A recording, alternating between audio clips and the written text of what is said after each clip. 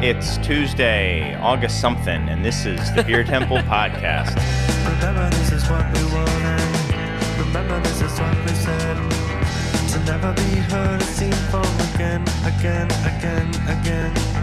Remember, this is what we wanted. Remember, this is what we said. To never be heard or seen from again.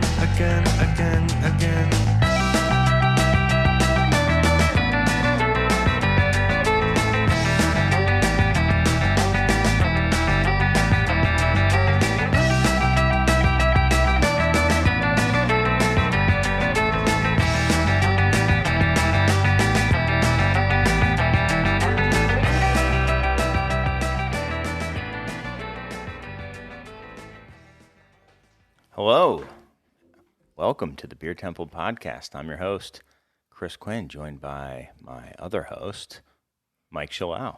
I thought I was giving him a little pause to see, and I wasn't sure if you wanted me to come in and say my own name. We haven't really nailed that down yet, but I think that's part of the charm, right? Not knowing, not preparing. We're alive, baby. We're living it right now.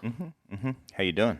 Good. I'm playing one ear down today. Got some allergy things going on, so one out of the three things you need to podcast being 2 ears to listen and one mouth to talk out of. I'm down one, so we'll see how I do. Well, don't they say you have 2 ears and one mouth? Use them in that ratio. Listen twice as much as you talk. That is great advice for a audio only conversational format. Mm-hmm. Just gonna listen for the rest of the episode. Right. Well, what I was gonna say for you is you're 50-50, so you're just a lot of talk in this episode. Just talk even more. We'll just listen. And also, my revelation from last episode that there are two channels. This is a stereo song. Took it away immediately. There. There you go, man. Yeah, exactly. Don't put stuff like that out in the world. It'll just be taken from you. It's a dark time. How you feeling other than being down an ear? You doing good? Good. I had one of those days packaging this weekend where I'm like maybe we should just shut this brewery down because this was so terrible. Great. Yeah. This isn't really working. Yeah, no. I don't know if people really need saisons. It was one of those days. Transfers took me a long time, and then mid bottling, I had put a hose with a clamp on it in a stupid place, and I stepped on it and knocked the clamp off, and so I quickly closed the valve, and it ended up being fine, except for the fact that I covered myself and Ryan in beer, and we got to go like that for the rest of the day. We're not going to get to see one of those old worst beer blog video reposts of an entire tank getting dumped. I can't imagine why anyone would ever post those things or make them public. It's not that it's embarrassing. It's also just bad practice. I was dumb and I shouldn't have been doing what I was doing. I was talking to Alexi. A little spoiler. I was talking to our guest today about how I had a vision of tripping over that same hose and poking my eye out on something. That premonition didn't come true, but I know something that happened to, not on a hose. Oh, cool, good. Yeah. That'll just amplify the reality of that anxiety next time. Mm-hmm. And then a stick one. Yeah. So then that happened, and then we were leaving, and I saw that we had a slow glycol leak over a course of several days on a beer that was supposed to be lagering, and it started. And it's we don't have that good temperature control in the space where we have, so it was 80 degrees in there, and the beer was granted it's a saison. It's not like it's gonna kick off a bunch of sulfur or something. And it's been a week or two into this lagering process, but so all of the glycol had slowly dripped out because the fittings that we had put on the tank shrink when the cold glycol goes through it. So just this slow drip, and this it's a beer to guard, or it's kind of a beer to guard. It's that Hot Butcher Wallonian Oktoberfest thing that we made up. Plug. And we never, right. Shameless plug. This beer I ruined. Yeah, I didn't ruin it. Actually, I tasted it. It actually tastes pretty good. All the yeast is out of it. It's even better now. Yeah. You'll love it even more. But it's just been slowly leaking out of what I thought was condensation, and the whole glycol reservoir had run dry, for us it's only 5 gallons. It's a very small glycol chiller, but we're running the pump dry, so everyone out there knows that I just made the cardinal sin of pumps, just running it dry for what might have been hours or days. Exactly. I'm technically a professional at this, so well, it's really... Yeah, go ahead. It's a really great position to be in as a contract brewer too, right? Right. Oh, yeah. Only technically professional. Yeah, but we got all that solved, and the beer tastes really good, and the beer we were packaging tastes really good too. Unfortunately, some of it went on the floor, but it's an agave heart beer. Yeah, I have a friend, Lou, who I think's done some stuff with you guys, who runs a nonprofit that works in Oaxaca and like Sacred Agave. I can't remember what it's an acronym. I can't remember what every letter. I've heard him say it. He says it very fast whenever you're talking. It's a very cool nonprofit that bolsters the stability and like well-being of people in indigenous agave growing regions and the artisanal spirits they make. And so he was able to get us some roasted agave hearts that we put into a beer. We did a version of this before where it was basically we made like a pretty standard saison we always make and added the agave hearts. And it was great. It was really cool beer. It was mostly the agave hearts as like a flavoring. This time around, I wanted to use them more as like a vehicle for the fermentation because mezcal is naturally fermented before it's distilled. So I wanted it to be more true to the thing that would exist before the distillation process. So we only used aged hops in this beer.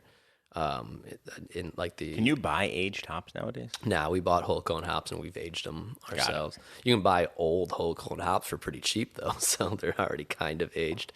But we have like a couple like coffee jute sacks of aged hops at the top of our space. No, it's not as beautiful as like a Cantillon or a Jester King in their barn or anything, but in our little industrial space in Chicago, we have some, which allows you to get allows those things, the bacteria living on that, to actually acidify the beer and turn it into what it would be if it was like a natural fermentation from Oaxaca. And it actually worked. It's like a little tart, a little sour, a little funky, a little smoky from the mezcal, from the agave hearts, and really pretty beer. So hopefully I didn't mess it up. Yeah. And what's the beer going to be called? Probably Maestro. It's like the same name we used last time. This is basically a completely different beer, but it's like the evolution of that project. Nice. Yeah. Well, I think it's probably time that we introduce our guest. Alexi, is this your first time on the podcast? This is the second time. Second time. Yeah. Okay. First was in November of last year. That's right. On like the second comeback episode, I think. Yes, that's right. It was, but not. So you've never been in person, right? No, this is the first time in person. All right. Well, then what we'll do is we'll go by first-time guest rules, right? Because it's first time in person. We'll say. So that means you get to introduce yourself to everyone out there. Let them know who you are and what you're doing. Cool. My name is Alexi Front. I am the host of Heavy Hops, a podcast recorded here in Chicago. It is a podcast that features insiders, innovators, and creators from the beverage and music industry. It is, as I mentioned, interview format, so that kind of sets the bar for expectation. It's released weekly. It's a lot of fun. We really enjoy it. We've had some pretty awesome guests from all over the world. So geography and background is not as important as the content of what those folks are doing. So if you're into podcasts, which I'm guessing you may be, yeah, right, check it out. Mike and Chris have both been on. I think Chris, you've been on twice, and Mike, you're coming round the horn the second time. That's right. We're going to record tomorrow. Yeah. Oh wow. Yeah. Yeah. All right then. Outside, we were on a marathon. Has anyone ever been on a longer? At the time, I was the longest. Has anyone beat my record? So, that was like a 3-hour episode. That was a really that was awesome. I loved that. A behind the music of Chris Quinn, right? Yeah, it was. That was, and just as depressing. I think that was our most listened to episode for about a month and a half after it was released. So it had good legs.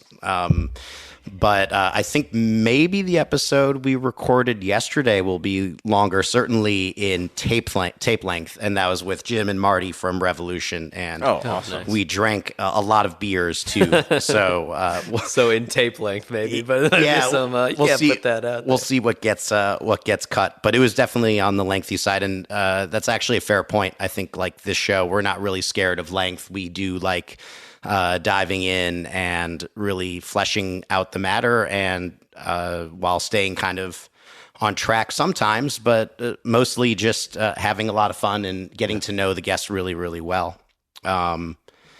Also, I put on a festival called Scorched Tundra. It is a metal festival here in Chicago at the Empty Bottle every Labor Day weekend. And in Gothenburg, I can announce based on the back of a trip that I took recently that it'll be back in Gothenburg in December 2022. And insert clap track. Yeah. I think we just did. Yeah, that was good.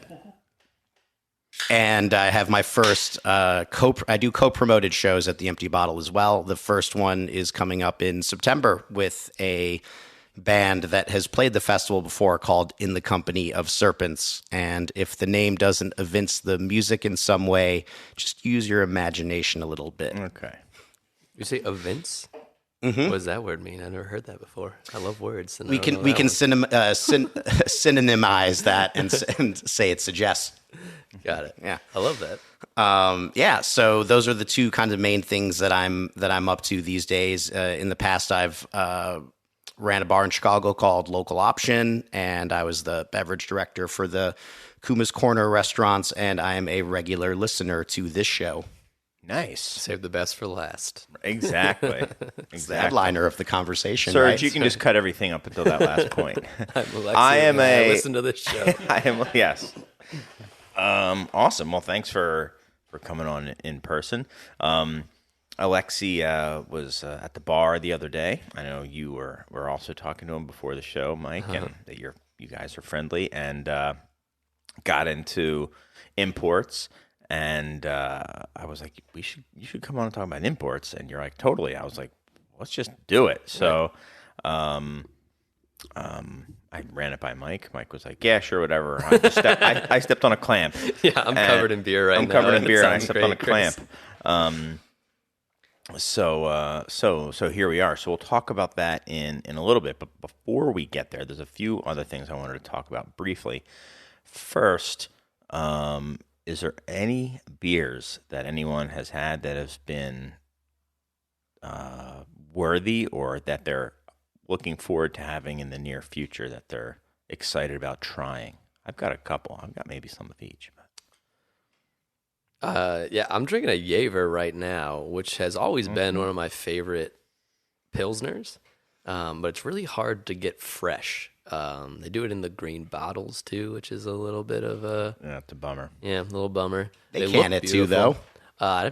They do. I've never seen the cans. That's I drank wonderful. a lot of those cans when I worked at Local Option. Oh, I don't know if I've ever seen the cans. Delicious. Yeah. But yeah, it's like just a pretty bitter German Pils that until I had Rathaus was probably my favorite. Yeah. Which I love hype as much as anyone. So Rathaus has kind of ascended the position. It's so bitter. It's so darn bitter, the Jaeger. Yeah, but it really grows on you. Yeah, it's really beautiful. Yeah, it crushes. Yeah. And I don't have much else to say about it. It's just like Super light. it's as super good as I remember bitter. it being Yeah. last time I had it fresh.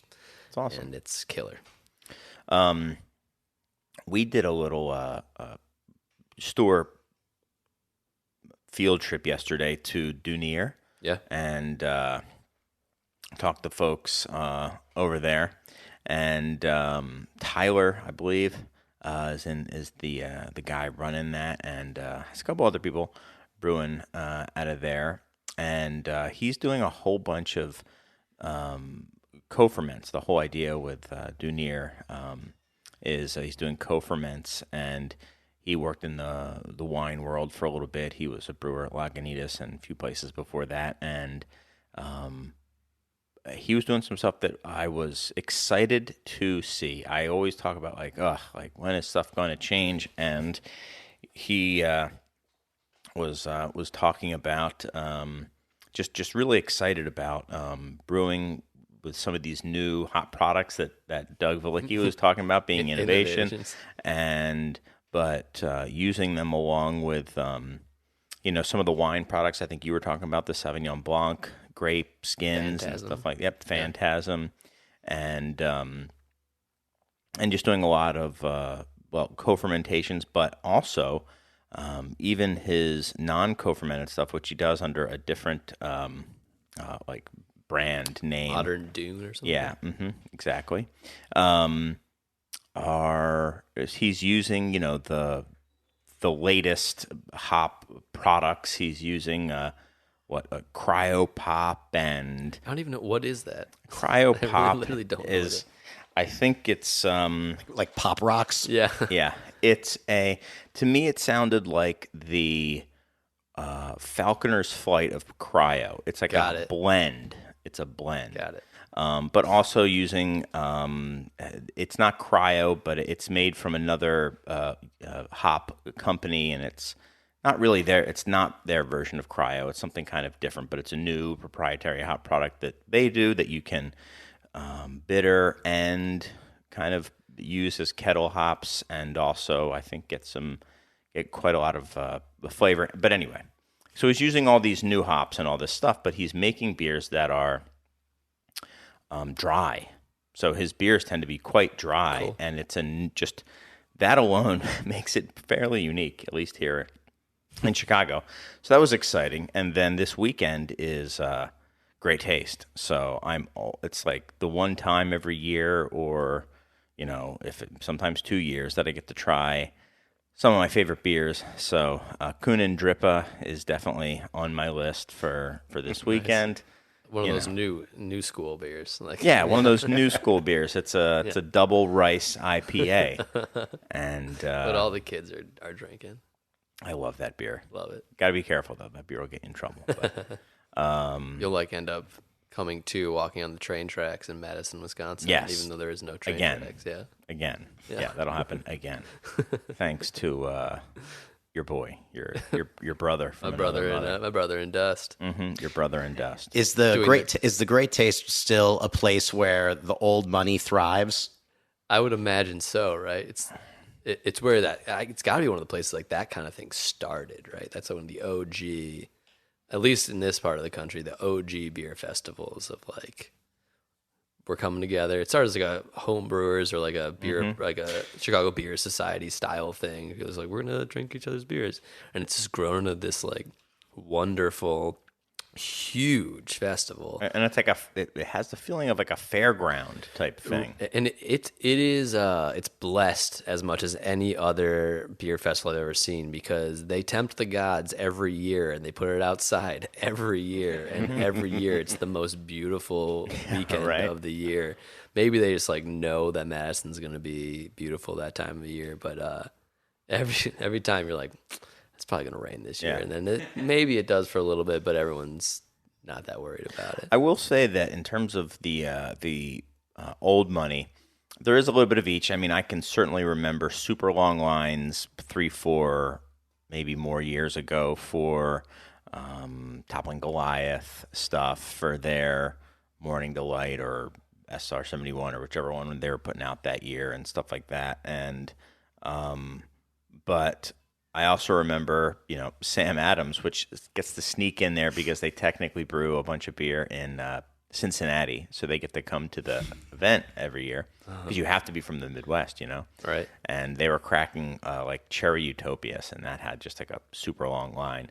But the cool thing is, it's true. It's such an embarrassment of riches there that when you see a super long line, at least when I do, I think, oh, perfect. That means there's less people everywhere else. Yeah, I really think I want and you can just walk up to anywhere and be like, what do you got? And then it's people from the brewery manning 100% always. Only people manning the tents, and they're happy to be there, and it's a cool vibe for sure. They have roving bands playing music and stuff. Yeah, and there's always that night before where there's tap takeovers all over Madison. I don't know if that's gonna be the same this year. I hope but so.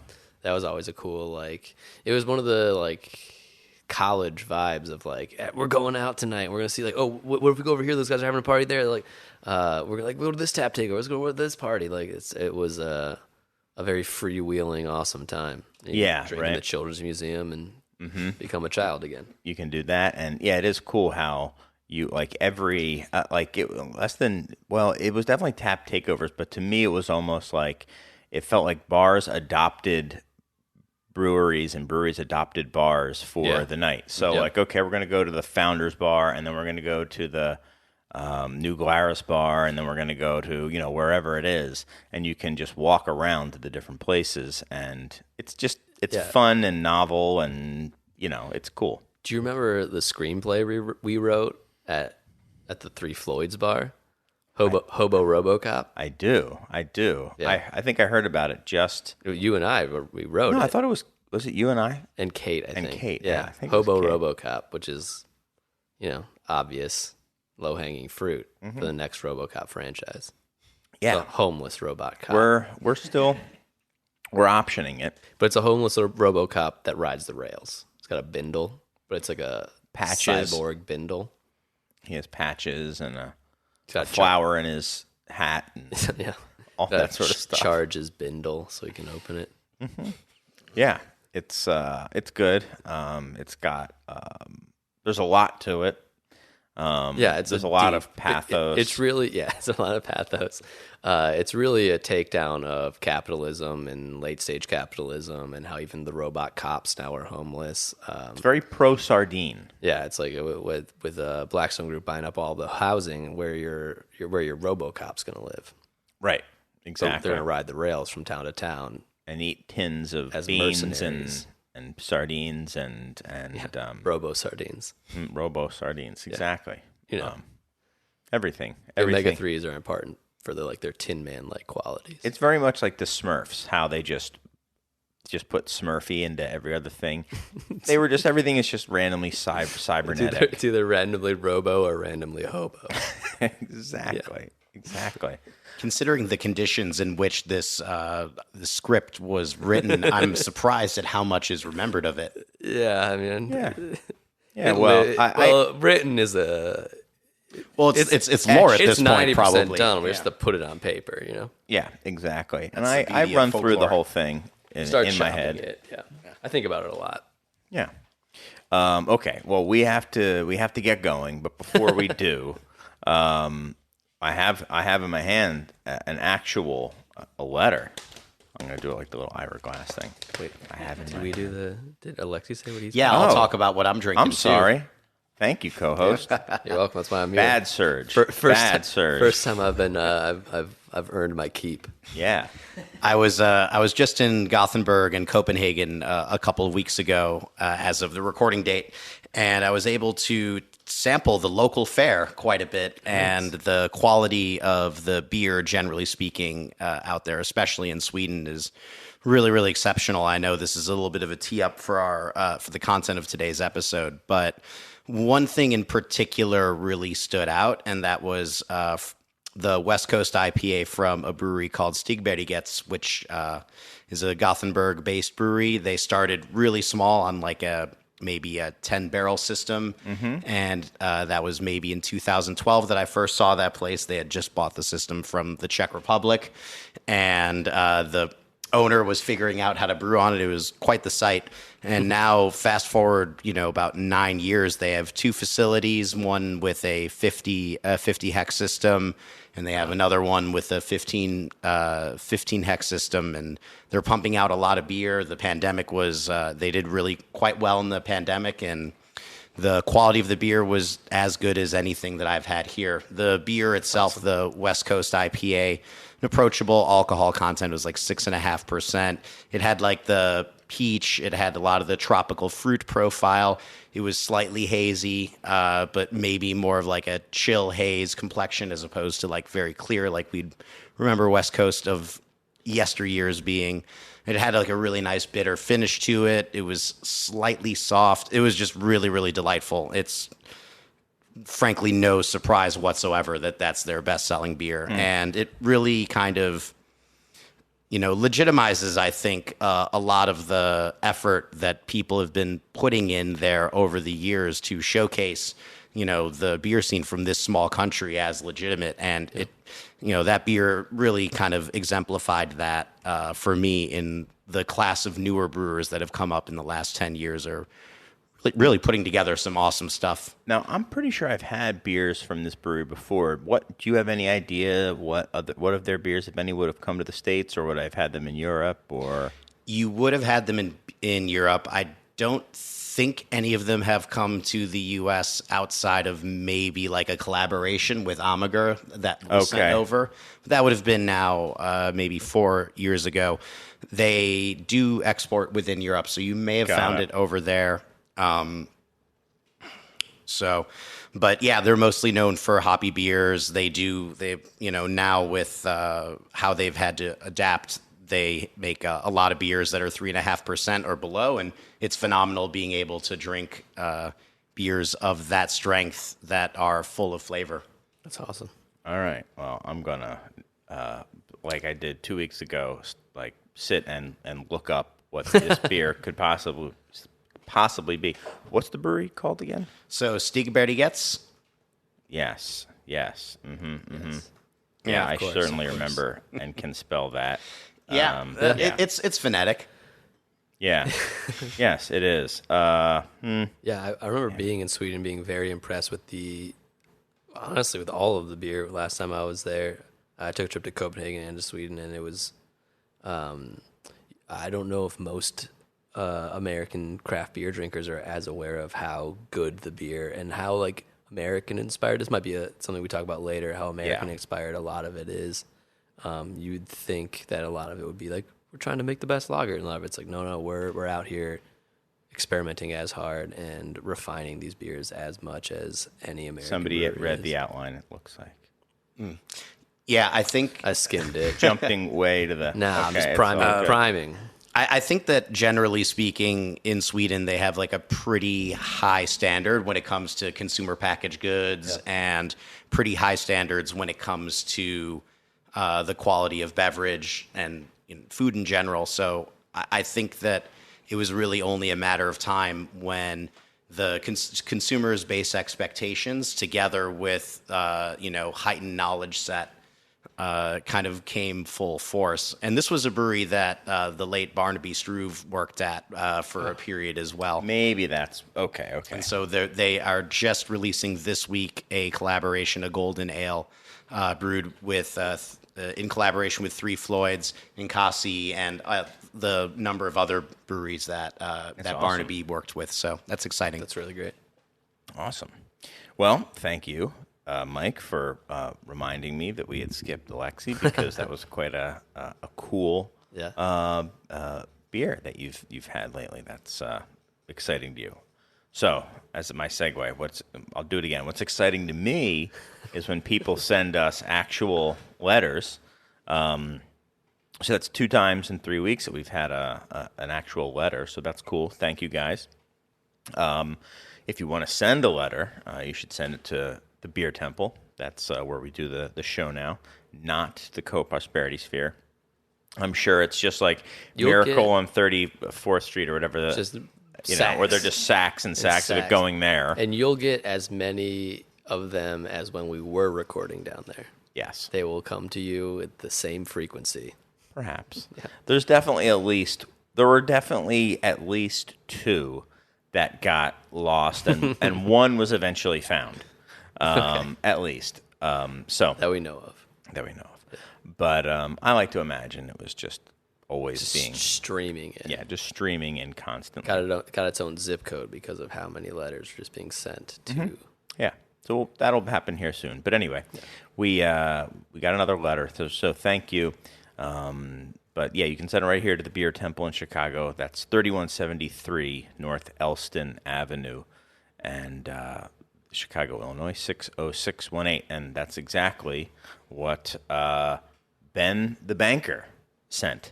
So sign your letters or your e-letters, however you want me to refer to you. What's up, Ben? So it's a card. He actually sent a card. Yeah, it's got a like a Hallmark Is that like a card. French bulldog on the front of it? Yeah, it's got a little Frenchie on there, and it's just an adorable little Frenchie looking at a tennis ball stuck between two sofas, 2 arms of a couch Yeah. that you just can't get to.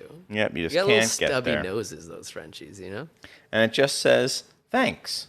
on the inside. That's it. That's the letter. All right, Thanks. next segment. Thanks for bringing back the podcast. I'm excited for the innovative, revamped format. Sincerely, Ben the Banker. So, thanks, Ben. I see from the return address I know where you live now. So, if you want to Weird. email me your T-shirt size, I can send you one. Is why I was saying that. So, you can send that email to insiders@craftbeertemple.com. Anyone else can send it there too, because we get letters that way as well. Electronic letters. Electronic letters. That's at Insider. So you can do it either way. Can't promise you're going to get a shirt or any merch. Oh, also, in your electronic letter with your shirt size, let me know whose merch you want. Do you want was merch, or do you want Beer Temple merch? That That's was right. part of it. You agreed. We will make some merch for you. Yeah, it might not be a shirt, but you'll get something cool. I think there's some cups that he has. For Yes, sale. they are plastic cups. Drinking out of cups. They're not ceramic mugs.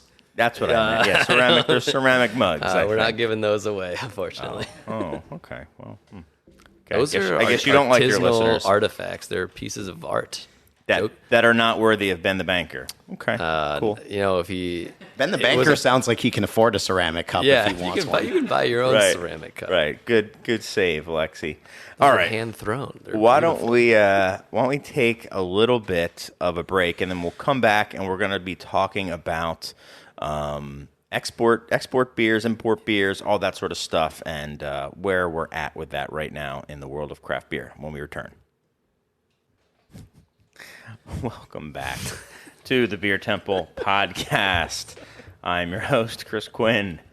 And this matters a lot, is what I was just saying before we came back. Nihilist Chris showed Yeah. up right before the bringing it back. Yeah, I know. I didn't know. It might have gotten Fade Master Surge kind of caught me there. I look over and he was kind of dabbing at me, and I was like, "Uh-oh, that means he's faded me in." He just dabs. Like people Yeah. don't see it or hear it on the podcast, but Serge is just constantly dabbing when we make a great point. Well, he's like, the Eskimos have like 100 words for snow. Yeah. He's got 100 dabs. He Yeah. communicates mostly they're all through you're dabs. right, they're all nuanced and slightly different, but he's just dabbing. Yeah, exactly. It's Oh, amazing. you just hit another one. Yep, he said, "Let's get the top. Let's get That's to right, the main get topic." moving. You're right. Good dab. To Serge. get moving, dab. Thank you, Serge. Yeah, what I wanted to say is I'm here with my co-host Mike and our guest Alexi, and we're going to talk about import beer. And before I get into it, I think we can go off in any direction, but I just want to give a little bit of a precursor and say that we're going to be talking mostly about European beer and how it relates to the U.S. market and vice versa.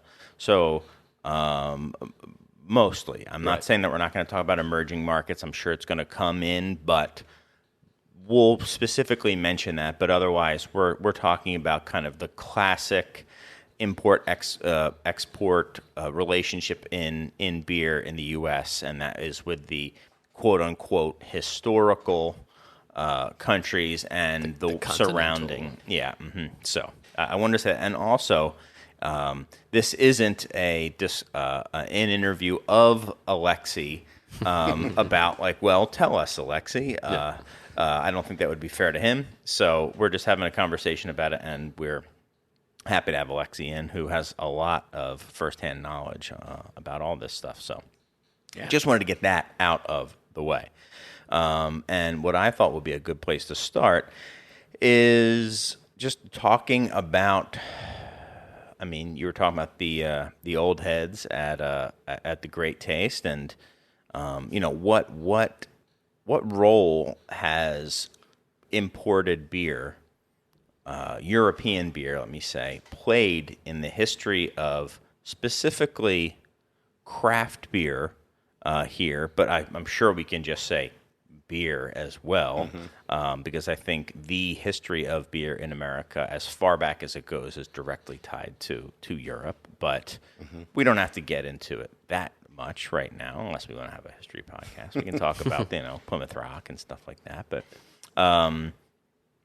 but yeah, Plymouth Rock. Yeah, I think, that's why they landed at Plymouth Rock. That's what I'd heard. They ran out of beer. Yeah, They were supposed to go down to Virginia. The first thing they built was a brewery because it was mostly about purifying their water. Right. But anyway, that's not imported beer. That's the first craft beer. Yeah, that's true. That's a different story, right? Exactly. Very rustic.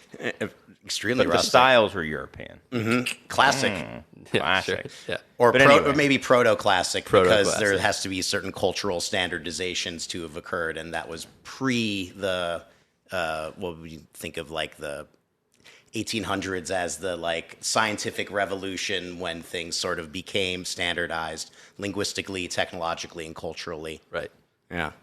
But you know, this is a really fun topic, and I think that when we're talking about like what the sort of role of classic European brands have in our sort of experience as craft consumers or as beer consumers in the U.S., I think first of all, as like kind of one of the first sort of premium beverages that we could get in this country out in the beer space was imported beer. And I think that some of the source of that, like pre-premiumization, really comes down to the nostalgia placed on German lagers and Belgian strong ales. And some of that comes from people's experience when they traveled, also people who were in the military and curious drinkers. I think like anyone that I talk to who is, you know, maybe we've had on the show or that I've talked to who's someone who's been drinking for a while, oftentimes it's kind of tied into one of those three different experiences. Sure. And then, you know, sort of some of the why. I've spent a bit of time thinking about this, and I threw some stuff together, and I would love, I'll just kind of tee you guys up on some of these things. So, one of the first like things that kind of comes to mind is some of the economic factors of how this stuff came to us in the first place. And that was like post-war GDP and kind of consumer spending power increasing here. Access to different sorts of like variety of on-premise drinking occasions too, with the emergence of ethnic restaurants in this country that created more of a need to bring in products from other countries, people spending more money out and about, and therefore more opportunities to bring some of that stuff in. And you're saying post-war being post-World War II. Thank you. And I would imagine that there were probably a whole bunch of GIs coming back and being like, I had this. you know, I'm not a big fan of the Germans, but I don't like their politics. yeah, But they're yeah, alive. or you know, but the English really, you know, have great beer and wanting some of that stuff and maybe being nostalgic for some of that. So there was a market emerging that way. I mean, we can literally go back as far as the history of the U.S. and there's always going to be a beer influence from the continent. But I think I think it's a great place to use as a starting point for this conversation. And yeah, I'm sure that, you know, the GI Bill and all that stuff, more money in everyone's pocket, they can have small luxuries, which I've always said is, you know, craft beer or better beer is one of the great affordable luxuries. You know, you can't necessarily get a first growth Bordeaux just because, you know, you really like wine or want to splurge, but you can certainly buy a world-class beer for, you know, maybe let's say $2 more than the, you know, whatever one you would have gotten, and that's pretty awesome that you can that beer is still like that, you know, and why it's kind of been an every person's drink. So, but anyway, and I think that's you know, to that point as well, and tying in some of the ethnic restaurant situations too. When we think of like how we consume a lot of imported beer, that's, you know, and when we're talking about like artisanal especially, that is a heavy on-premise scenario that you're enjoying those beers. Especially in Chicago with the German restaurants and I don't know, there's many Belgian restaurants, but like, Lashets and all that. But where I'm from in Philadelphia, I mean, huge import market, huge Belgian market.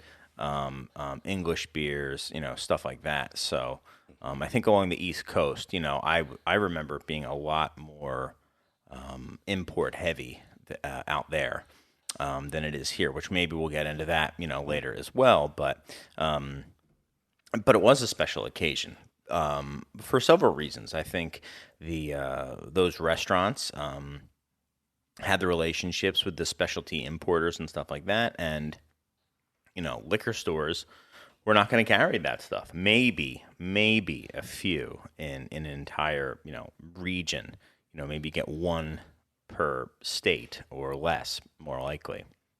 And it was a really special occasion for a small group of people to go and get some really dusty old, probably out of shape, banged up beer that still tasted like nothing they could possibly get anywhere else. Right. So, yeah, those restaurants were important meeting places for communities of expats from other countries too. And so I think that was sort of rich fodder for that kind of experience.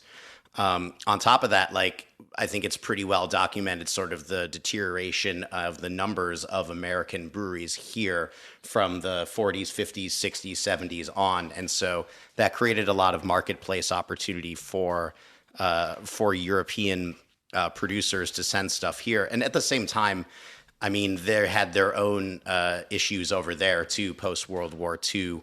And so I think that there was a lot of sort of desire to find markets outside, whether it was in response to consolidation as a part of the European Union and free access to goods, the domestic soft drinks, one of the biggest narratives in our history of lambic that we know of is the emergence of Coca-Cola and soft drinks, right, from America. Yeah. And as a result of that, that's sweetening the palate, generally speaking, of people from Belgium. I think we could easily imagine that occurring elsewhere. I'm glad that's over with and that people don't like sweet beer anymore. Well, I mean, this is something you and I have talked about. I don't know if we've really gone into it on the podcast, but people's palates are just in the matrix now. You taste things that don't exist in nature, and that's how you set your palate up. And the and by that portion, you mean I'm sorry, I didn't mean. Well, the portion of the age bracket that is tasting the things that are the least like the things in nature are the youngest people. Mm-hmm. Right, so if it's processed baby food, or it's sugary cereal, or it's Nestle Quick. I don't know if people drink that anymore, but you're tasting things that are being told to you are this is what a strawberry tastes like, but it's not a strawberry. It's super sweetened beyond the point of naturalness and flavored. Or watermelon candy tastes nothing. Now, when you taste watermelon candy, that is a distinct flavor you have now. You can taste something. Oh, that's what flavor is this one? You're like, oh, that's watermelon. Right. But it does not taste like watermelon. Right. It tastes like watermelon candy. Banana is kind of the same way. I mean, this is edging into beer now, where it's the things that people want, the way they want beers with fruit to taste, are not what the fruit tastes like. It's what their memory of some sort of candy they had tastes like, or some sort of, I don't know, drink they had, a soda they had that is so heightened with sugar that their expectation of what that fruit should taste like is so sweet. Mm-hmm. So your brain now only perceives that flavor in the presence of sweetness as well. It's an interesting. I don't tend to drink a lot of those beers, but it is an interesting phenomenon to observe. We made a beer that has an insane amount of peaches in it. It's 3 or 4 pounds per gallon of peaches. And some people will be like, I don't know, I don't really get the peach. I'm like, no, it's all over that thing. It's just, there's no sweetness there. So you're experiencing peach without, it's a very dry beer. And people will just be like, no, it's not that fruity. It could not be more fruity if you're using actual fruit. But and I think you had a conversation with Aaron from Scratch about I don't know if we've mentioned that on the show before, but I'm sure if it involves Scratch, we've mentioned it several times, and people are like, okay, I'm just going to fast forward 4 minutes. Right. But I'll keep it brief. Yeah, I mean, he was talking about how he's talked about it a couple different times, Aaron has. He says, in terms of seasonality, when you have a pumpkin beer coming out, he says, they're coming out right as the pumpkins are starting to ripen, or maybe not even ripen. I mean, that was not even taking into account seasonal creep. Right. So he's like, they can't be made with this year's pumpkin. It has to be literally the oldest, farthest from fresh seasonal produce that you can get, because it's a canned a puree that they're using. If there's anything in it at all, it's really just pumpkin spice and stuff like that. And they were talking about, strawberry beers and stuff like that another time. And there was a beer that had the Quick Bunny on the label, or some sort of, bordering on IP theft, Sure. thing on the Your label. favorite. And he's like, "You think there's real strawberry in that?" And obviously, there wasn't. When I was explaining to him, was like, not only isn't there, they don't want it to, exactly what you were saying. They don't want it to taste like strawberry. They want it to taste like strawberries quick. And if it tasted like strawberries, they would be unhappy. And it's just, it is what it is. But not our scene. We're getting a little bit away from imports. I think it ties back very nicely because perfect. that is a pretty much a post World War II industrial production phenomenon, right? That we can take these things and make them taste relatively close to what they tasted like fresh all year round. Mm-hmm. We can mass produce them and can them. We can preserve them. We can pasteurize them. And that's kind of what happened to American beer at that time too, right? Where it was the space age, right? They were huge in on technology. Right. And it went from being like, well, I want to, and we've gotten maybe back to this where it's a new thing, but I want it to taste like the thing that my local brewery tastes like to, my God, it's amazing that Budweiser can make it taste the same every time. And it's so fantastic that we can wonder bread these things or make these things that are like technological marvels. And we got so far away from, like the specific or interesting or that's a personal opinion, I guess, but flavors of a region or flavors of a time, and it all became how can we homogenize this and make it the same all the time, which honestly when it started probably was super cool, right? It wasn't possible, and then all of a sudden this thing was possible and they were doing it, but that led to American beer becoming very homogenous. Yeah, you made a couple of really, really good points there, and one being the sort of general palate shift, palate creep that industrialization and then conglomeration of food production created, and that's something that we really see in a micro sense in beer with the general palate shift away from natural fruit flavors that are localized to homogeneous flavors that are systematically meant to be the same, no matter if you're in California or in Florida, much like our beer.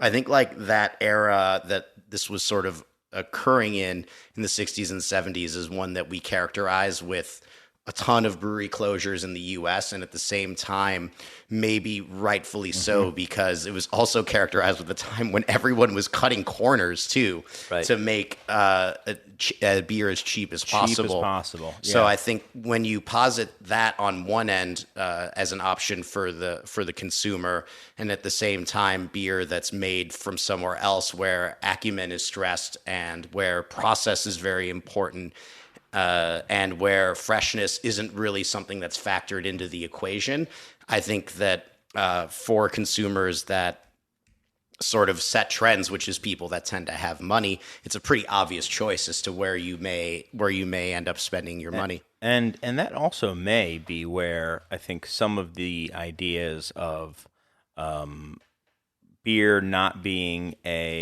really an agricultural product in any way, something that doesn't really spoil. It's got an infinite shelf life. You can keep it in the back of your trunk forever, and it's just this thing that's always going to be there. Probably because there's stuff like, Tang or like Velveeta, which is cheese that can sit on a warm shelf and not go bad somehow. Right. like things have just been broken in our brains. Like you don't have to refrigerate cheese, and that's fine. Right. And it probably went along with that. But to move a little bit forward from that, all this consolidation, and more than consolidation, the homogenization of beer in the United States led to two big things. I think it led to, one, the kids of the boomers, the boomers themselves, rather, maybe, versus the greatest generation who was there experiencing it. They went backpacking. That's the trope now, is how these guys started. They went backpacking. They went to Europe. They discovered these beers.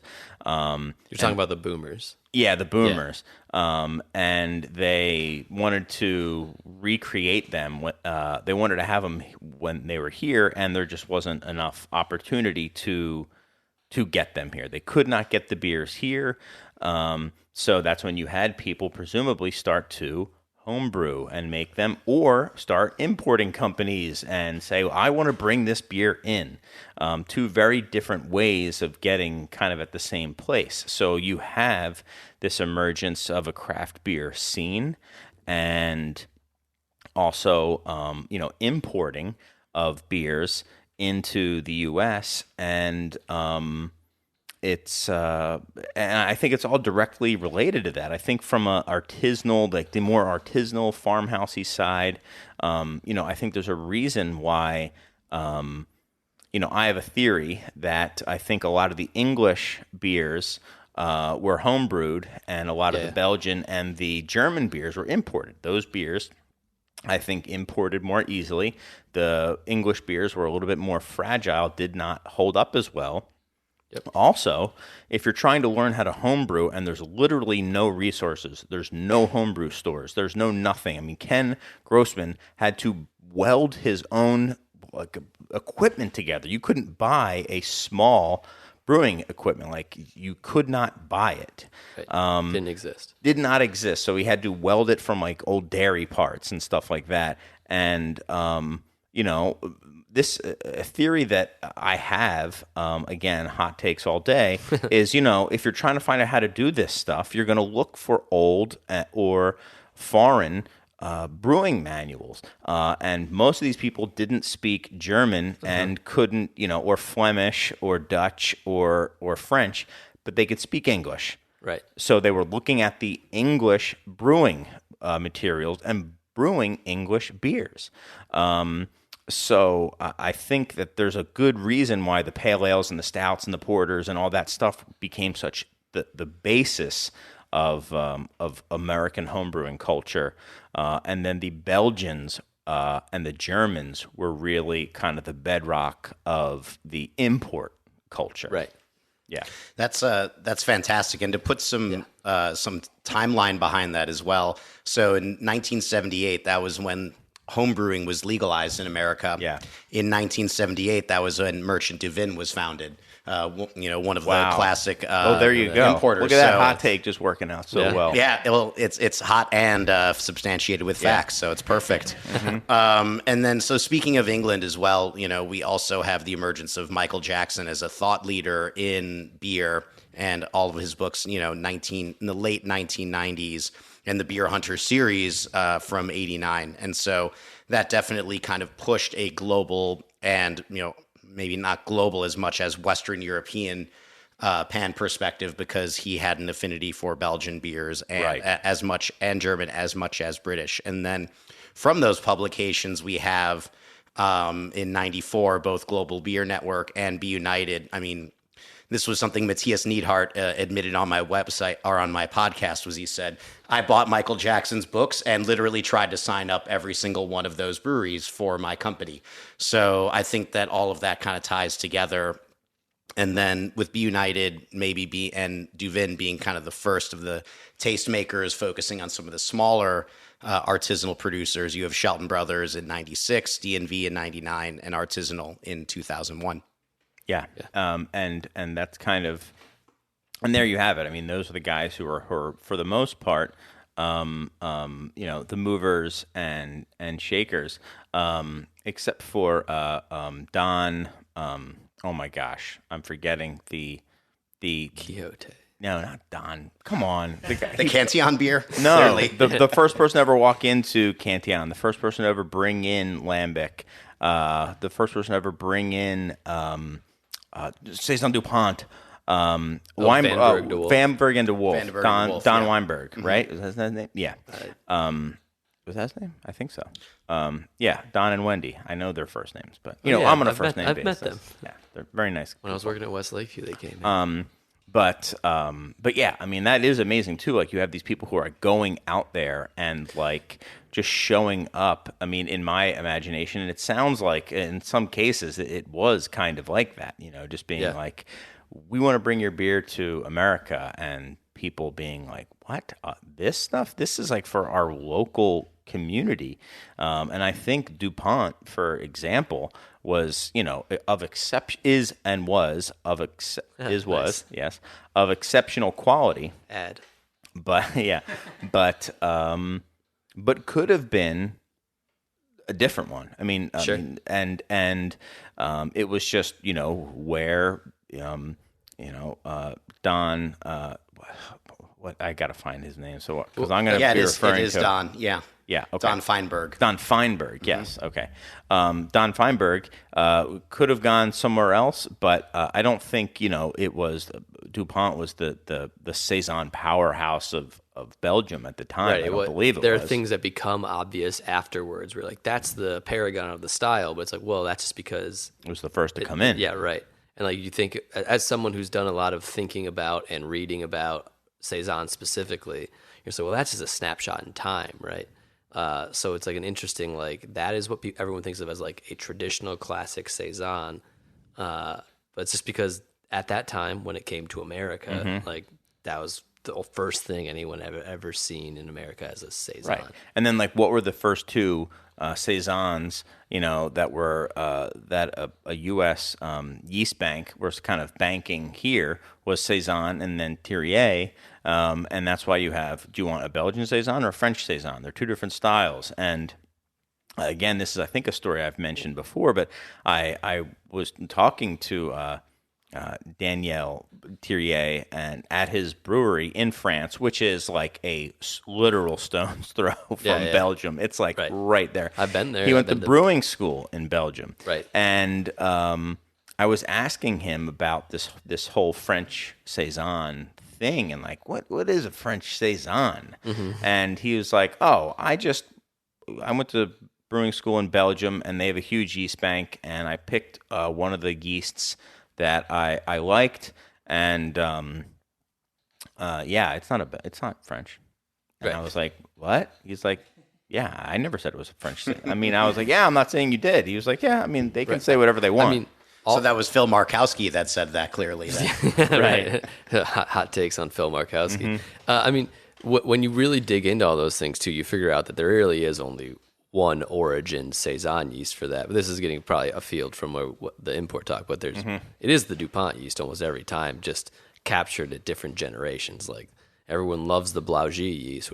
We use the Blaujy yeast, but even if you talk to them, they won't tell you explicitly, but they're like, oh, we got one from this local brewery. It's like, it's the Blaujy yeast that happened to be captured by whatever yeast bank had it at a different generation. The DuPont yeast, you mean? Yeah, it's a DuPont yeast. Like, so, not discounting the fact that those things evolved and it will behave very differently if you capture it at different generations, but like it's the same strain of yeast it's all about how you handle it and what you feed it too. But there's like a hilarious like French and Belgian Saison yeast. It's the same parents that made different children. Like right. Yeah. So right. Anyway, I forget exactly where we are. Alexi. Well, I think we've come sort of into the present, but the sort of final note that I was going to have on this, like, what roles do foreign markets or foreign-made beers have in the U.S.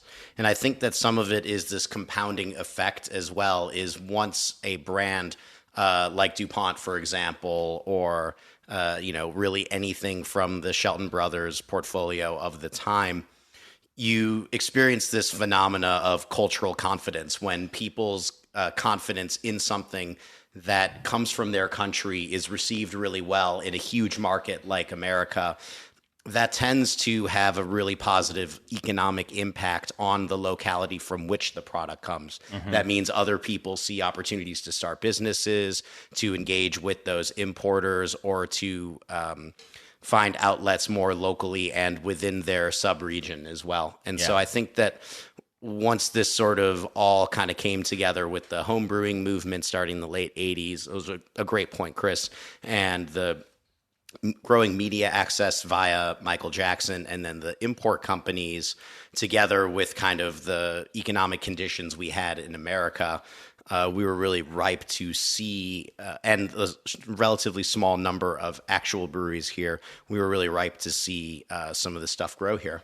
It's cool. I'm realizing as you're giving some of these timelines how fortunate I was to be where I was when I was, because I went to school in like 95, 96, and I went to school in Delaware, and I was maybe 15 minutes from the Maryland state line, and there's a liquor store called State Line Liquors, which was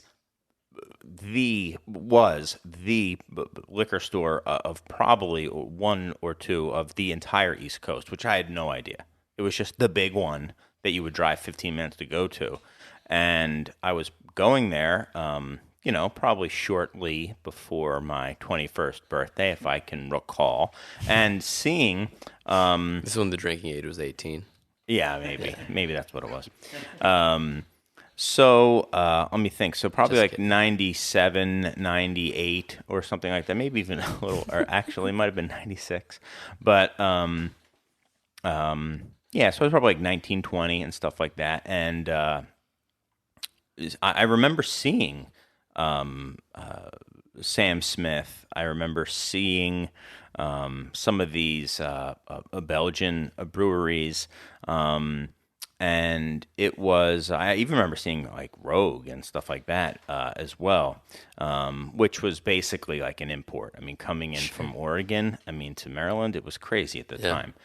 Chimay, some of the Belgian stuff, and obviously the German stuff as well. That had been coming in, that had been coming in for a long time. I mean, there'd always been German import beer, I think, always, essentially. And that was seen as different. That was seen as kind of like, hoity-toity green bottle beer that, people have at cocktail parties and stuff like that, and hold a napkin around the bottle while they drink it, Right. that kind of thing. A funny aside, like, what a hilarious turn the green bottle has taken in the last, 15, 20 And years. an appropriate right? one, yeah. Right. Mm-hmm. And then there was the English stuff, which was a little bit harder for me to get into at the time. And then there was the Belgian stuff, which was like, there was beer, and then there was good beer, and then there was like the Belgian beer, which was like its own occasion specialty thing. It was like drinking a wine. It was like an occasion. It came in a big bottle. It had a cork. And that's all. I don't know if there were a couple little bottles, maybe the Trappist stuff only, but I don't really remember seeing. Maybe little Chimays. That was about it. Sure. And yeah, What- it was what- cool that I didn't realize that I was kind of right there at the beginning of some of this stuff coming in. It's interesting to look at how reputations for those specific regions form and then stay in collective consciousness of what beer is. Like, we'll go out and I'll do now that things are opening back up, we'll do tastings, and most people will be like, oh, like Belgian beer, that's really strong, right? I'm like, none of our beers are over 6, or we have maybe 2 beers that are over 6% alcohol. So it's like then being like, well, no, that's actually most of the beers are there, but I don't know if it's branding, but it's the things that came in, that's you develop these connotations around the German beer, that's all lager, and it's Belgian beer, that's all a really strong, sweet beer, right? Mm-hmm. It's well, nothing could be further from the truth for most of that stuff, but in that period, the things that you saw is the high level, high class things were they stick with people still to this day of right. And there were also natural reasons why the Belgian stuff worked so well, because it was bottle conditioned. Right. Bottle conditioned stuff that might be a little bit strong. I mean, and 7% alcohol was whoa, what the heck is this stuff? Right. 7%? That's crazy. Right. So that was super strong. And the beers did, one, taste like nothing anyone had ever had before. I mean, not even this, this is beer, that level. Right. And genuinely, not just oh. And also, and it held up. It held up so much better because it was bottle conditioned and a little bit stronger. So I think that's really why Belgian beer, it does so well in an import market. So now, obviously the U.S. is making beers of all styles and had been, for a while. I mean, the Belgians, I think, were definitely the Belgian styles. The homebrewers jumped on pretty early and definitely made their own versions of, right? So you got Tank 7, you've got Lost Abbey's stuff, you've even got Ommegang, which is pretty legit for sure. Yeah. Van Bird and the Wolf people. Yeah, you've got Victory. Exactly, yeah. You've got Victory, Golden Monkey, Yeah.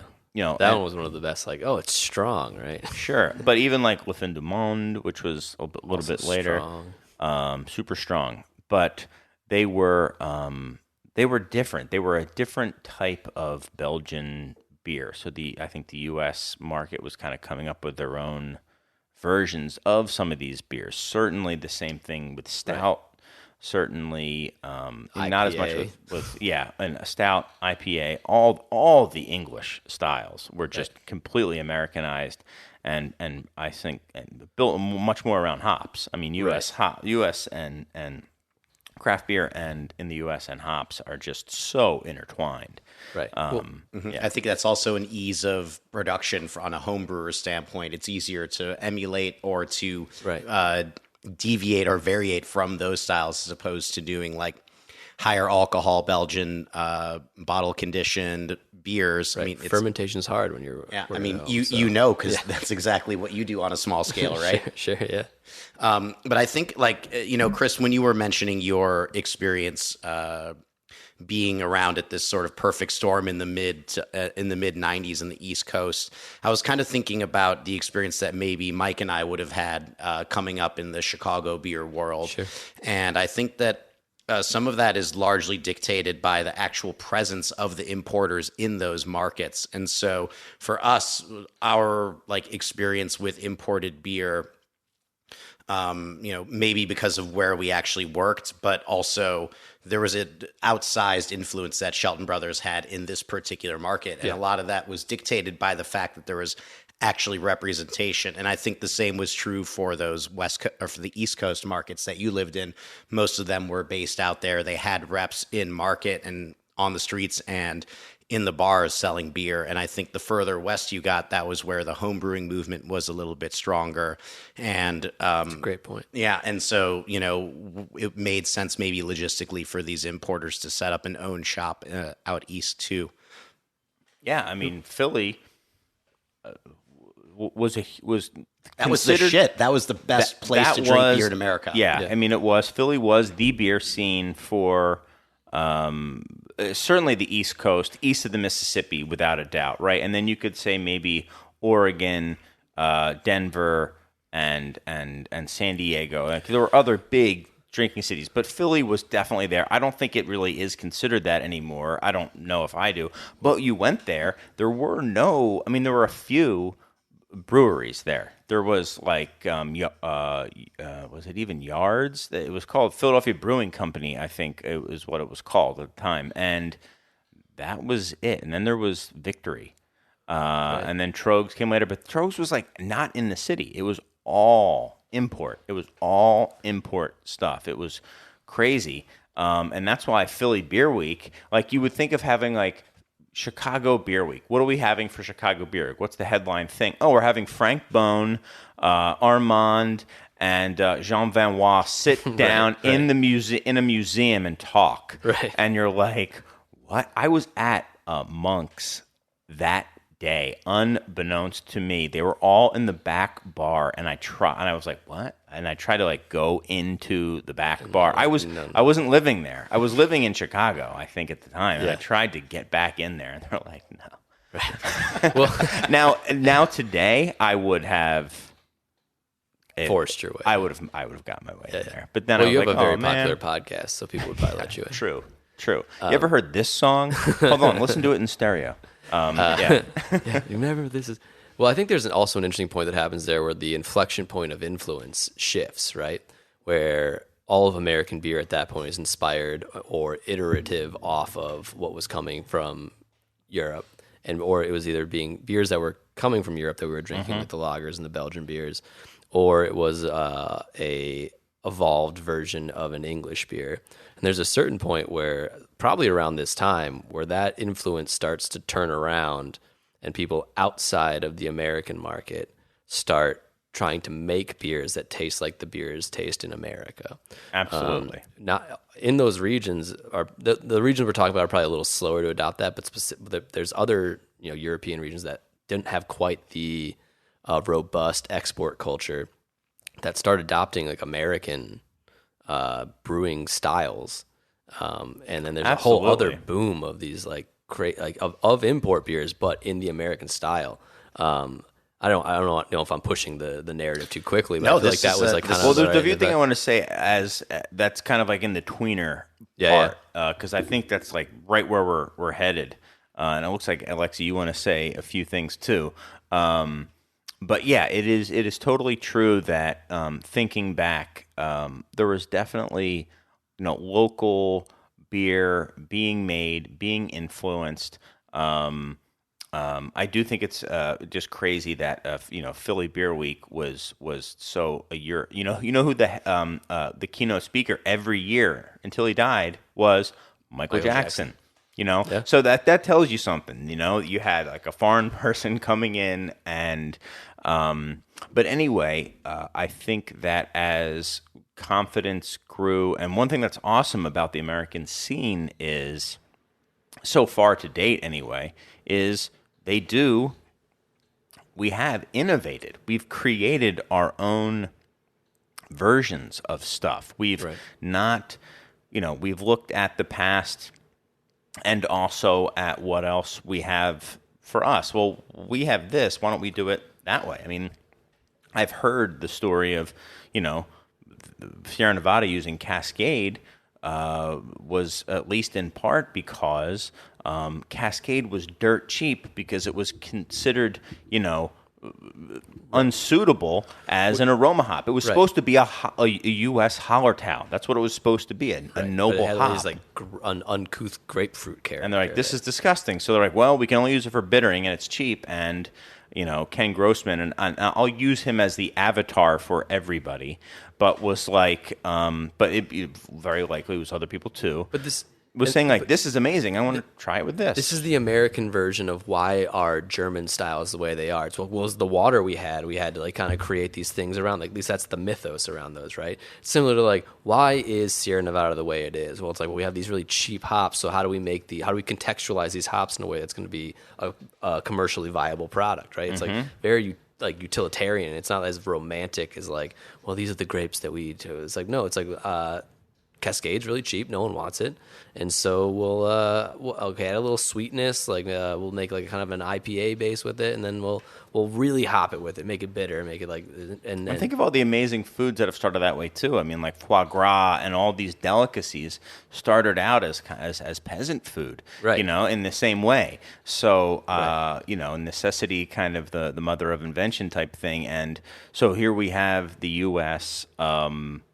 Really innovating, creating new stuff, and becoming a center for brewing innovation worldwide, whether the world knew it yet. And to stay on America specific before we go back to like the turning point of that influence, the idea of Sierra Nevada using Cascade in that way is like kind of the logical through line of that. You get to the hop bomb beers we have now, right? Because the reason that people are making these soft or sweet or whatever they are IPAs that are driven by their hops, because those things didn't exist in Europe.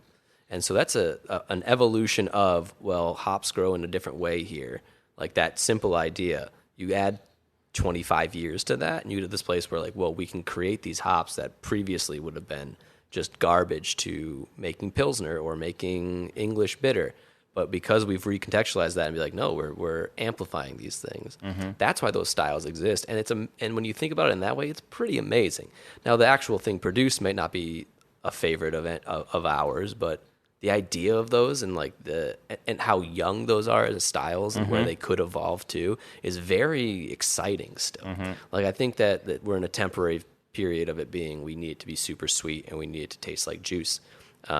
And where those things might evolve, if the first English bitters were probably much less drinkable than like we think hazy IPA is now, but there's very likely we'll get to a point where there's just a very enjoyable, lovely, codified version of that At least like that's a sub style. Yeah, yeah. Well, it's just, or just so. the full evolution of it, right? Like we're in like inning number 2 or 3 of exploring the idea that hops can be the main focal point of these things, and not hop bitterness, but the flavor that comes from the hops. So when you get to like the 9th inning of those things, we'll be in a very cool, interesting place. Totally agree. Anyway, that was That's just awesome. No, I think that's actually a really good point as far as there's maturation that can occur in a lot of different ways. We talk about beverage markets at maturation, and that's what the thrust of some of this conversation is, that we're at a point of maturation, and that's why the dynamic of the import market is the way that it is. But there's also ideas that can achieve maturation in some way too. And I think that, Mike, you kind of laid out an interesting timeline of how short these styles are that are American made, or that are our sort of ideations of styles from other places. These are still pretty young in the grand scheme of some of the styles that they come from. And so there's still a lot to be had, not just with how those styles are going to evolve, but how they're going to evolve in addition to how our palates evolve and what other sorts of forces shift that over time. Yeah. Yeah. I think that wasn't to take us out of what we were talking about. That's to be part and parcel of it. So I think where were we at? We're like this inflection point where America is taking in, at least in the context we've built now, European artisanal beers as the biggest influence on what is good beer. And we're at a point now where I think it shifts to where maybe not the same places that America was taking it in from, but there's more influence going out of America to other markets than there is coming in. So I think at least for certain styles. At least for what's new, right? Sure. Yeah, Right. yeah. Well, I think that in the same way that we were discussing the emergence of import companies in America, there was also a new class of emergent importers in Europe, many of whom were also brewers themselves. Thinking of the Michellers, the Yeppas, the Shelton Brothers, the Reverse Way Global was also doing the same thing. And so with that, it became easier for producers here to cobble together a shipment and send it abroad and say goodbye to it instead of entering a new market altogether here. There were just tons of practicalities and logistics that somehow made that make more sense. Yeah. And that beer coming from here with the sort of accolade that the beers that were being produced here at the time carried on the internet, all of a sudden that created beer, like a total Rate Beer Advocate, like all that, blogs, there was a huge contingent of American beer writers that were pretty influential in the post Michael Jackson era. And think about in that same era, at the same time, the people who were beer lovers in Europe, or beer appreciators, beer creators, looking at even just the names, the swagger, the labels coming out of the U.S. Just like the Americanism of it. I mean, think of Three Floyds. Think of Dogfish Head. Think of just like some of the crazy stuff relative to what else was going on. Right. Was like nothing that they had seen. And also, when you meet these people, we're just like, probably very reverent of what was going on the in Europe, but also realizing that they had a market locally that loved their stuff, and there was some confidence, and they were doing stuff like the Alpha King Challenge and stuff like that, which was something that Three Floyds would put on at, I don't know if I've ever talked about that. The Alpha King Challenge, I believe is what it was called, was something that happened every year at the Great American Beer Fest, where they would see what was the craziest, hoppiest beer. And then that beer would be named the Alpha King. And I think that's where like stuff like 120 and Pliny the Younger was first like that. It was like the origins lie in that competition, because I think Pliny the Elder, and I'm probably botching some of it, but there's definitely some truth that, Sam and from Dogfish and Vinny, being two paisans on opposite coasts, were buddies, and they would come together and, they wanted to, see who could win in the hop challenge. And I believe it was like 90-minute or 120-minute that they invented the Randall the Enamel animal. Yeah. And they hopped it, and it beat out Pliny because Pliny had won the year before, and then the next year they came back with Pliny the Younger, and that's why you can still probably find shirts and it says no Randall required is what it would say underneath it. And it was that whole, like, you know, this culture of, like you were saying, just around hops being our own thing, and I'm sure that got noticed. At least the excitement, you know, the excitement was I would think contagious at first to people like Mikkeler and you know, people like that. So Alexi, unless there's something else that I'm skipping over, where does that? I mean, without this being like a history thing, where are we now with European beer, both with U.S. influence, which we've already hinted at, and also the classics? You know, is DuPont still being made? Do people still like DuPont there? I think I know the answer to that, but you know, things like that. Like where are we at right now with continental beer? And that's a huge, broad brush, but Sure. I feel as though I could speak pretty competently to a few places, but you know, making a sort of general statement, like we sort of alluded to, you know, a similar swing of influences that came over here, went back. Just sort of looking a little bit differently and operating a little bit differently. And not to interrupt, but I think an interesting part of that story is to see places that were activated in a way that they weren't bringing their beer to America, but now and it might not have had internationally renowned brewing cultures, but the American influence on a lot of these countries that aren't like Germany and Belgium, and how that's affected the global beer scene since then. Is a very interesting place to go.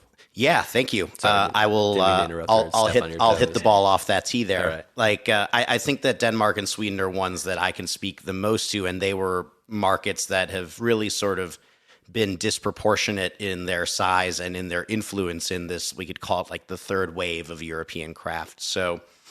As far as what's happening in Denmark, a lot of what we see and Sweden is a lot of American influenced beer in the terms of the style, in terms of the techniques being employed, in terms of the equipment that's being used.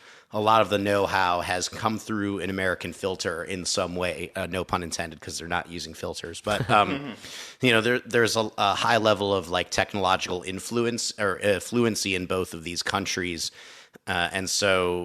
And that's very early on, and these are people that travel, and so they've been able to pick up a lot of this and have access to our products pretty early. And so you do see some of the classics in these markets as well. You do see DuPont, you do see Duvel, you see, you know, German lagers, because unlike here, that stuff can actually be purchased and gotten reasonably fresh. So there isn't as much of a need for emulation as we have here. So what you have then is, what can we make that we want to experience fresh? And so that kind of works right within the swing of where contemporary craft beer culture is.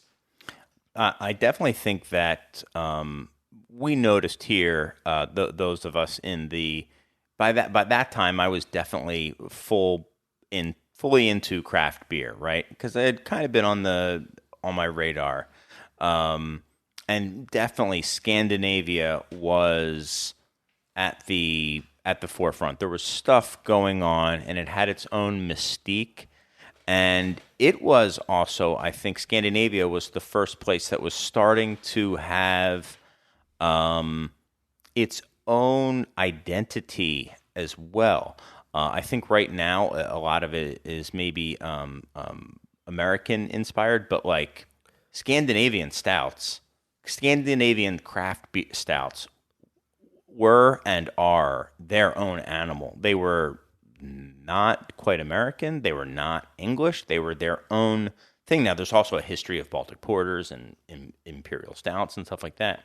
But it was definitely starting there. And I'm curious if it kind of like reverberated now in two directions. It was coming over the Atlantic, and it was also coming kind of from Scandinavia to other parts. And the next place I noticed it, and please interrupt me if I'm stepping on anything you wanted to say, Alexi. I started noticing it then in London. Was the next place I saw it, and I remember hearing about and visiting the Colonel, and I was there. I had known of the Colonel. I don't know exactly what year I went. It was probably like I don't know anymore. 2015, 2016, something like that. I was just looking up. They opened up in 2019, and it said it was one of London's first craft brewers. In 2019? Sorry, 2009, sorry. Okay. And within 10 years, so 2019, there you go. It had helped inspire and establish around 100 new microbreweries in the capital. So when I was there was maybe 5 or 6 other than them that I had heard of. I'm sure there were more by that point. But it was we visited, and I was like, oh, okay, they're using Citra, they're using the hot hops, Yeah. And it was cool. And then we would visit other breweries there, and the Colonel only did bottling and draft. But other breweries were doing cask. They were doing real ale. They were going after those cask lines as well and doing their versions of. It just really blew my mind because they were taking English beer styles that had been Americanized and then re-anglicizing those beers. So it was like a pale ale. So reconstructed, deconstructed salad or something. Yes. Yeah, it was like a deconstructed, reconstructed, salad. And that's exactly what it was. It was, and it was so cool to know enough to be able to kind of taste that too. It's like, whoa, this is like a U.S. craft beer, but it's not. It's like lower alcohol, and it's more like pub beer. I mean, that's we so talked about cool. this last episode, or the one with Jude too, where like that's like the coolest part of beer. Period. Like, Oh my gosh, tasting those things, and like, sure, the flavor experience is one thing, but then you can, like, your brain just goes, I'm tasting all of the influence of all of the things that have happened in this beer, and like that's that really cool part of like that inflection point of it coming back to Europe with American styles of like, well, these are things that we've now interpreted from you. Like, nothing's new, right? We've contextualized these in ways or used ingredients that we haven't had, but that you didn't have. And then European people will be like, yeah, well, we're going to do it in our drinking culture. Or what makes sense, like a 3.5%, which is a big thing in Sweden, right? Like lower ABV in grocery stores, and like just like this very cool, like these flavors, but with our culture.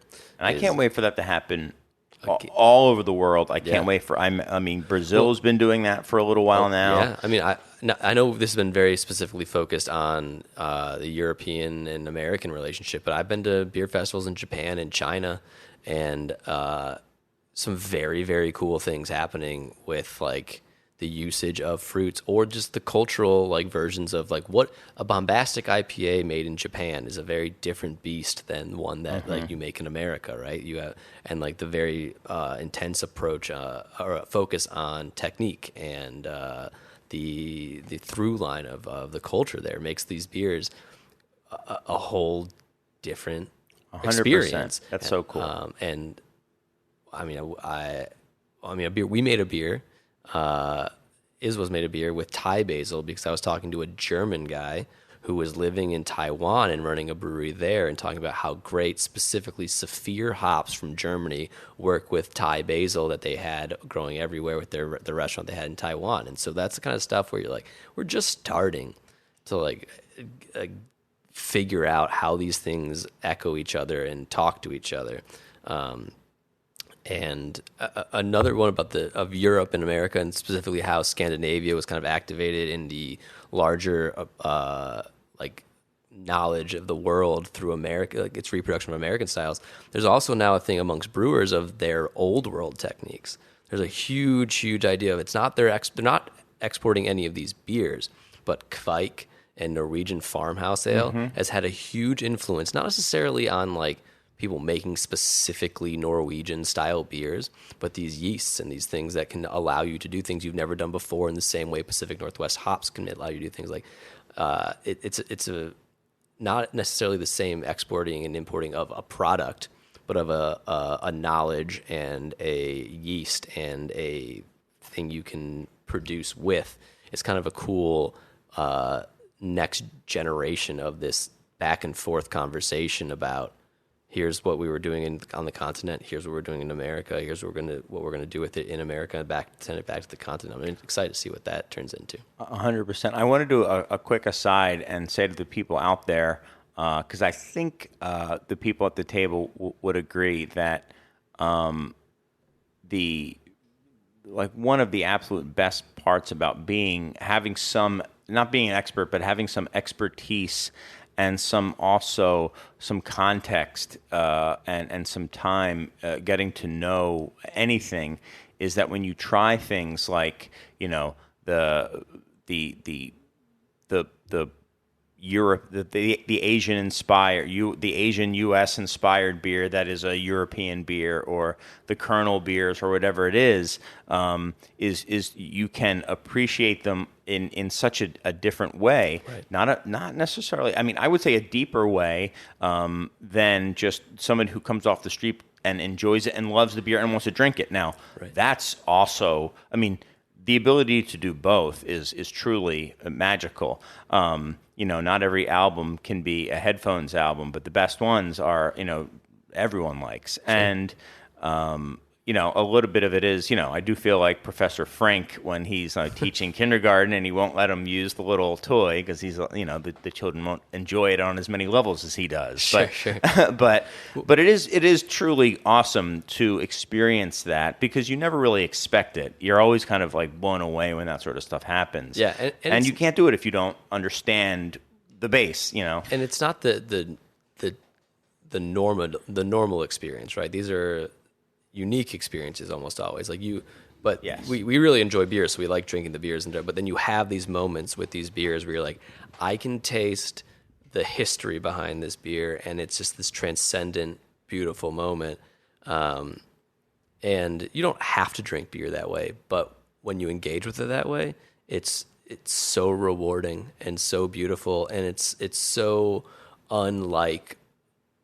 You can't read it and know it. You can't watch a YouTube video and have that experience. Like, you consume this thing, it goes into you, your corporeal form, and then you you sense these things that are not present in the actual liquid, right? You can't even get into craft beer today and go to. I'll just keep using the example of the Kernel. You can't go to the Kernel tomorrow and get it. Right. You just don't. You have to have the slow built-up context right. to kind of understand that sort of stuff. But that was a tangent, but I figured that everyone here agreed and thought that it was just rad when that sort of stuff happened. It's the best. Yeah. Now, I want you to talk, Alexi, yeah. but we need more beer, and I want to hit the... Yeah, so there's a thunderstorm happening right now, so we want to save the. We want to save the file. Yeah, of course. Because we've been going for an hour. Yeah. All right, so the show has gone on for a little while. We're sitting here, we're dabbing, and we've recorded the show. We're mopping off the sweat. It took a little while. I'm opening up the 1999 J.W. Lee's, and we're all about to drink it. But so this beer can it legally drink and like. It can legally drink now. It can legally drink, yeah. It's pretty it can incredible. legally drink now. How often do you both drink when it was a beer made and now, yeah. Yeah. So we're breaking this show up into two episodes. We just broke it up at really a spot for time that we felt would be, a good cliffhanger. Tolerable. Mm-hmm. Tolerable. Wasn't too jarring. As jarring as probably the many times I just cut Alexi off. But I know you prepared a lot for this to make it good. But yes. Let me talk about Spencer's gifts. But there's a lot more fun stuff in the second half of the this episode. So thanks so much. It's our first 2-part show. And we will see you guys next week for part 2 of Talking Imports with Alexi. Talking. Remember this is what we wanted. Remember this is what we said. To never be heard or seen from again, again, again, again. Remember this is what we wanted. Remember this is what we said. To never be heard or seen from again, again, again, again. Remember this is what we wanted. Remember this is what we said. To never be heard or seen from again, again, again.